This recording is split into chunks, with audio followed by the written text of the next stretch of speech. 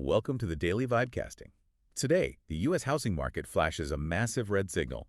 Nvidia is quietly rewriting national GDP math, and an AI robot learns to run like a socially anxious sprinter to win gold. Yeah, we are essentially watching fundamental systems just buckle under the pressure of unprecedented demand, like whether we're talking about macroeconomic plumbing, real estate liquidity, or literal silicon chips. The infrastructure of the old world is violently colliding with the new one. Right. And I want to start by looking at that macroeconomic plumbing, because Yeah. the stakes on the global wire today are just staggering. Oh, absolutely. So a Kobisi letter, they just reported on U.S. Treasury Secretary Scott Bessent announcing this thing he calls Operation Economic Outcast. Yeah, quite the name. Yeah. And the policy is a massive escalation. Like any entity, any bank, any country that helps or sticks with Iran will be entirely removed from the U.S. dollar system. Like they are aiming for zero leakage. It's this huge secondary sanction campaign specifically targeting global money laundering networks. Well, it is a deeply, deeply aggressive use of the world's reserve currency. And I think if we evaluate this strictly through a market-driven, a systemic lens, you really have to ask about the long-term second-order effects here. Right. Because weaponizing the dollar to this absolute extreme, the U.S. dollar works because it is the most liquid, trusted medium of exchange globally. But when you threaten to cut sovereign nations and their central banks completely out of the primary trading system. So blinding them from SWIFT? Exactly. Blinding them from the SWIFT banking network, you are heavily incentivizing them to build alternative financial rails. Which creates this immense geopolitical vacuum, right? Like you aren't just locking them out of the U.S. sandbox. You are practically subsidizing the construction of a rival sandbox. Yeah. Whether that's a BRICS-backed commodity currency or, alternative sovereign payment systems. Yes. And the friction we are seeing on the geopolitical stage is being mirrored almost perfectly by domestic indicators right here at home. Right. The housing data. Yeah, they are flashing red. We're looking at a massive liquidity lockup in physical assets. So at unusual whales drop data today showing U.S. homebuyer demand hitting a record low. And the numbers are, they're jarring. Yeah. It's 967,000 active buyers in the market, competing against 1.46 million sellers. Wow. Yeah. A 51% surplus of sellers. Right. And see, when you get an 80% shift to a buyer's market in major metros, places like Miami and Houston are seeing these massive inventory pileups. That is not just a seasonal market correction. Right. That is a breaking of liquidity. The actual mechanics of the real estate market have just seized up because buyers are paralyzed by borrowing costs and sellers are finally capitulating. They're listing homes that just sit there. But the pain doesn't stop with the mom and pop seller having to slash their asking price. No, not at all. Like if I'm looking at the options market right now, the institutions tethered to this housing infrastructure have to be terrified. The home builders, the real estate trading firms, the mortgage originators. Oh, they're staring down a catastrophic loss of pricing power. Yeah. They absolutely are. And if you track the options chains, like Unusual Whales does, you see institutional money hedging heavily against those exact sectors. Because a homebuilder cannot just pause a 500-unit subdivision because demand evaporated last Tuesday. Right. The capital's already deployed. Exactly. When liquidity dries up this violently, the highly leveraged players in the middle of the supply chain are the ones who face margin calls first. It seems like everywhere we look, the traditional metrics we use to measure the health of these markets are either stalling out or they're just fundamentally broken. Yeah. And nowhere is that more apparent than in next-generation tech. We are essentially flying blind. Because at Epoch, AI Research published this brilliant breakdown showing that official U.S. GDP has been understated by about 0.3 percentage points over the last year. Right, because we're using a 20th century compass to navigate a 21st century map. The Bureau of Economic Analysis is just stuck in factory-era accounting. Yeah. And I want to break down exactly how this happens.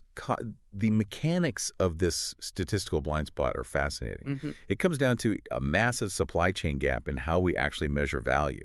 So American companies like Nvidia design these revolutionary AI chips here in the U.S. Right. Pure intellectual property. Exactly. Right. But the physical fabrication, like the actual printing of the silicon, happens overseas at places like TSMC in Taiwan. Right. So when those chips are assembled into servers and shipped back to the U.S., the Bureau of Economic Analysis logs them as imported manufactured goods. They deduct the import costs from our GDP, completely failing to capture that, 80% of the value of that server is the American-made IP residing inside it. Which means the actual product, the intelligence, the architecture, the literal compute capability is entirely borderless and completely invisible to our primary economic indicator. I mean, we are making monetary policy decisions, tweaking interest rates based on GDP data. That entirely misses the most valuable commodity on Earth. This quote-unquote invisible GDP implies our economy is running significantly hotter than the official statistics claim. Because it's driven almost entirely by the underlying infrastructure of AI. Exactly. And that infrastructure bottleneck is exactly what is driving the chaos on the AI wire today. Because the demand for this invisible commodity is cracking the very systems built to deliver it. Just look at OpenAI. The market leader is actively pulling back access. Yeah, that was wild to see. Yeah. At the SOTO, Thibault, who heads up their core products, announced they are bringing back the 5-hour usage limit for ChatGPT Plus accounts, specifically on work and codecs. Right. And Matthew Berman just posted a full interview with Thibault discussing this, and they frame it around, the relentless culture at OpenAI, the merging of codecs into the main model, and the necessity of this rate limit reset to, quote, smoothen the load on compute. But I gotta say, let's evaluate that consensus for a second. Is this truly about smoothing the compute load to keep the network stable? Or is OpenAI deliberately squeezing their Plus users?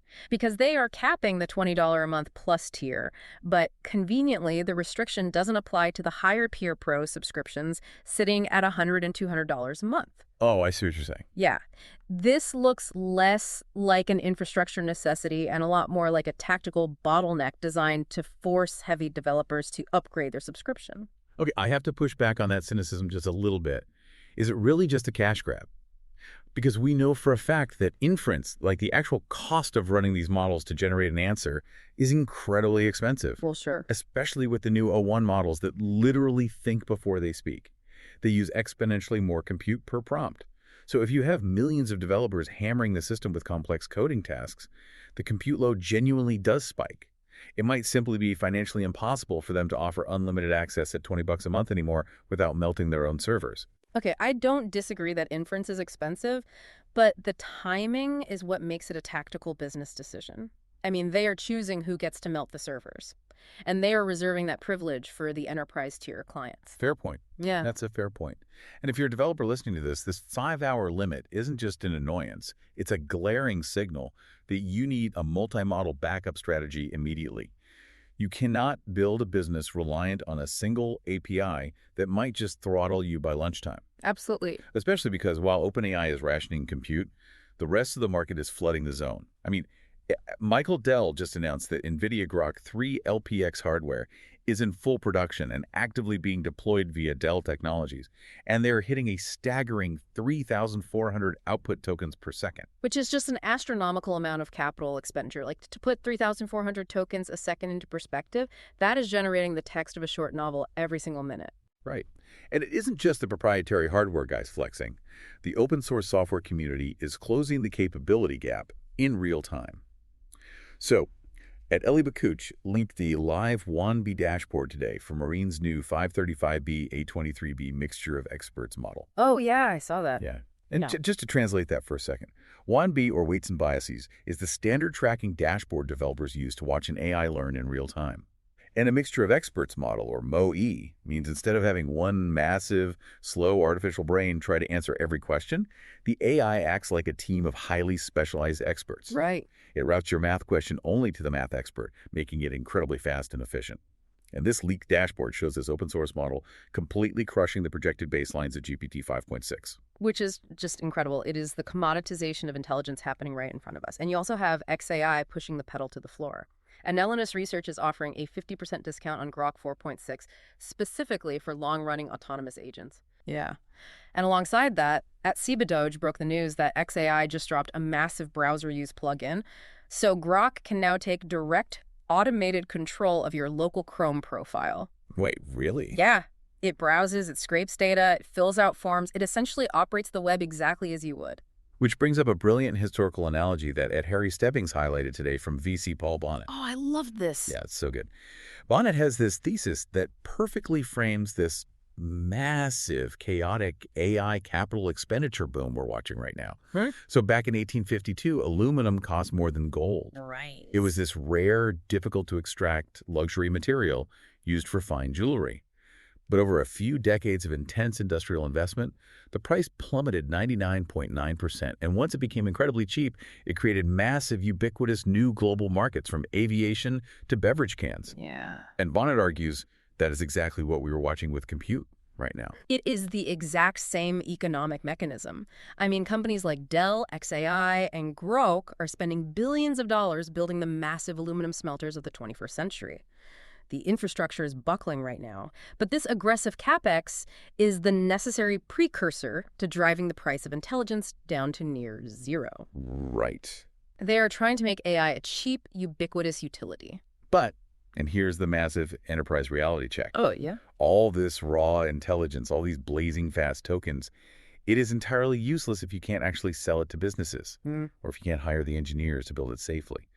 And the talent war right now is getting incredibly bizarre. Bizarre is the word. Yeah. At MTS Live highlighted a hiring trend at Anthropic that has everyone talking. During their quote-unquote culture interviews, Anthropic is asking prospective employees a hypothetical question. They ask, how would you feel if the company's stock went to zero because Anthropic made a safety-focused decision? Okay, now, Anthropic will publicly state this is a rigorous test for safety alignment. But in a booming market where AI valuations are skyrocketing, I see this as a highly calculated virtue signaling filter. Do you think so? Oh, absolutely. It is a fantastic mechanism to weed out financial mercenaries. They're trying to filter out the engineers who are just bouncing from Google to OpenAI to Anthropic solely to vest massive equity packages. Is it really that cynical, though? Because you're framing it as a pure loyalty test for equity. But Dario Amodei and the Anthropic team have been beating the safety drum since day one. That's true. They are structured as a public benefit corporation specifically so they aren't legally bound to maximize shareholder value at the expense of safety.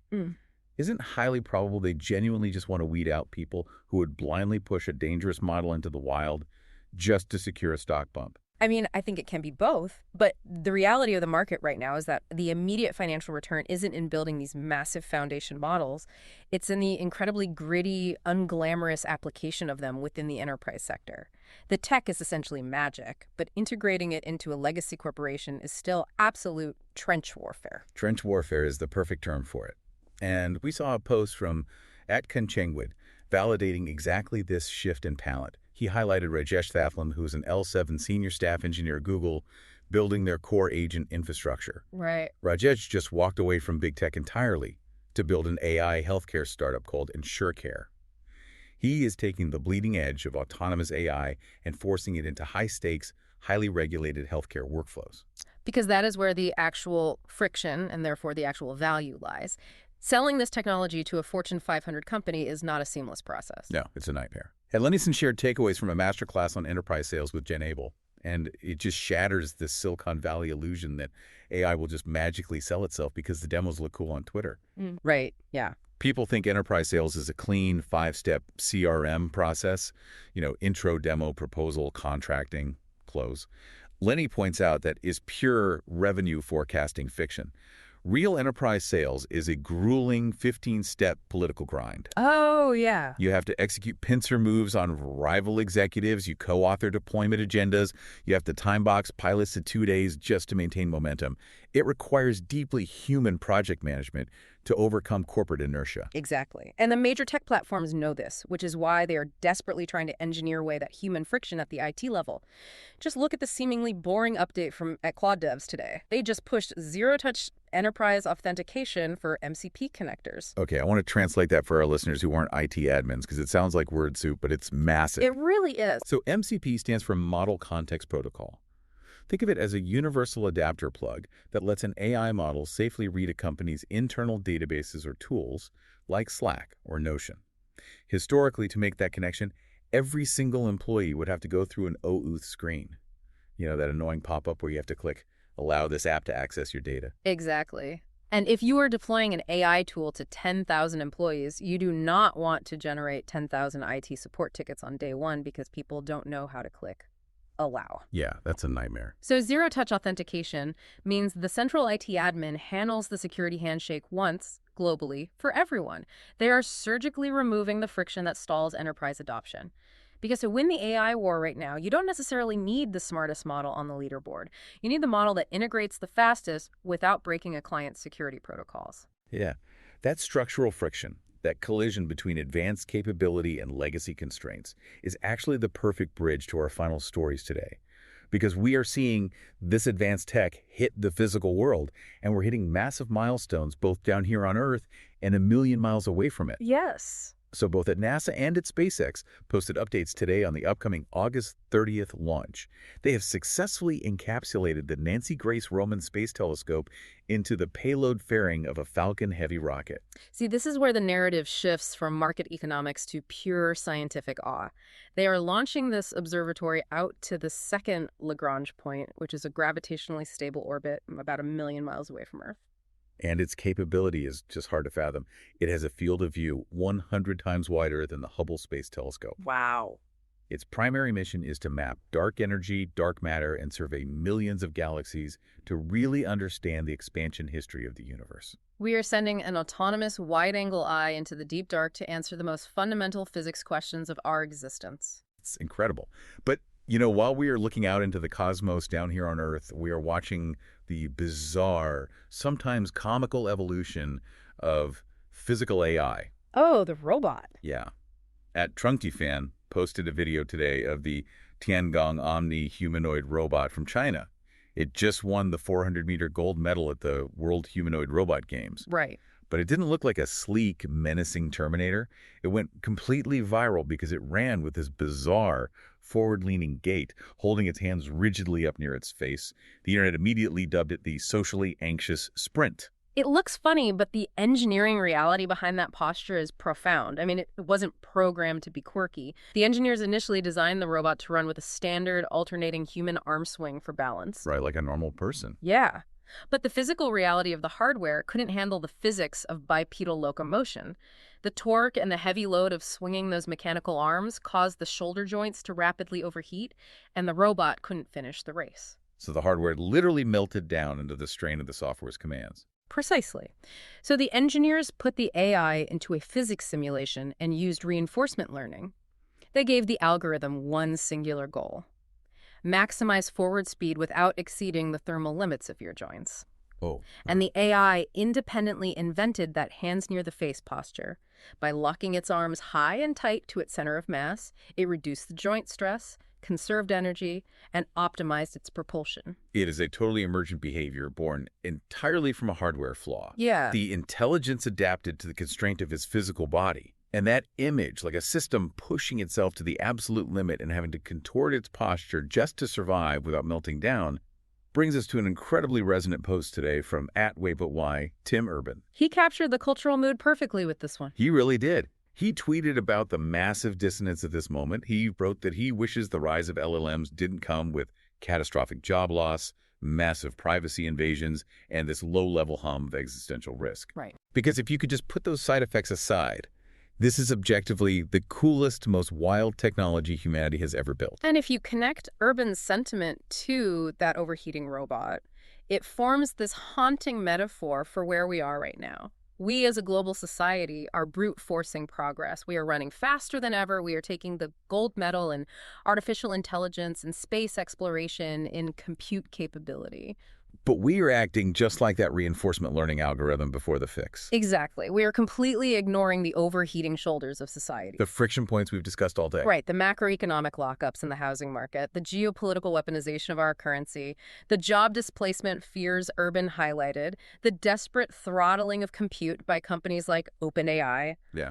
These are the joints of our societal infrastructure overheating. The robot survived by recognizing its physical limits and radically changing its posture. The pressing question for us is, how does our global economy adapt its posture before our underlying systems fail entirely? That is the defining question of the year. The systems are buckling, and we are forced to adapt in real time. So based on all the massive friction we've analyzed today, from the liquidity lockups to compute throttling and enterprise bottlenecks, where does this leave us tomorrow? Well, my prediction for tomorrow, and the macro trend for the coming months really, is a violent pivot in venture capital allocation. The era of indiscriminately funding cloud AI wrapper startups, companies entirely dependent on OpenAI or Anthropic's APIs, is going to end rapidly. Interesting. Because the friction with rate limits, data privacy, and enterprise security is simply too high. We are going to see a massive tidal wave of capital flow toward localized edge computing and on-premise AI hardware. Meaning companies are going to want to bypass the big tech choke points entirely. Precisely. The aluminum is getting cheaper, and every Fortune 500 company is going to want to build their own private factory rather than renting time from OpenAI. Well, that wraps up today's deep dive into the wire. We will keep tracking the signals through the noise. See you tomorrow.